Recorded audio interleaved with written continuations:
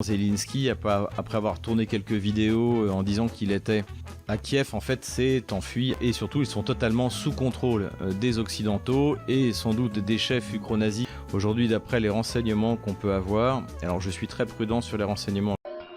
Non.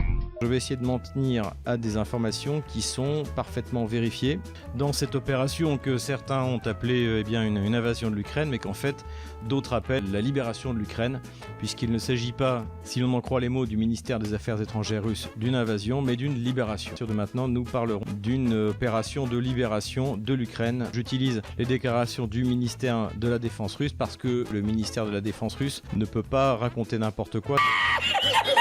Il n'y a plus de défense coordonnée de l'Ukraine. En revanche, il y a pas mal de bandes armées avec pas mal d'armes et de munitions légères. Les Kieviens ont décidé de distribuer une vingtaine de milliers d'armes avec plusieurs millions de munitions à la population. Évidemment, ces armes et ces munitions, on ne sait pas entre les mains de qui c'est tombé. C'est visiblement l'idée de Kiev est de provoquer une anarchie pour provoquer des morts et de l'anarchie dans l'ensemble du pays.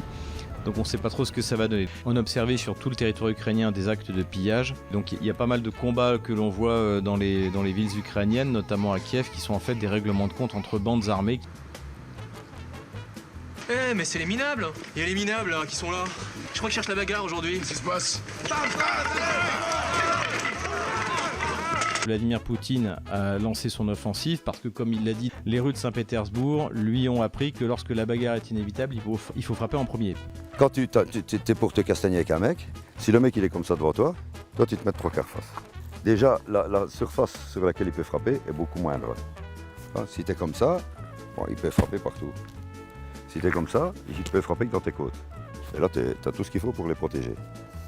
Et alors, le coup de poing le plus rapide du monde, c'est l'ouragan. Les Occidentaux ont cru à leurs propres mensonges, à leur propre communication, à leur propre intoxication.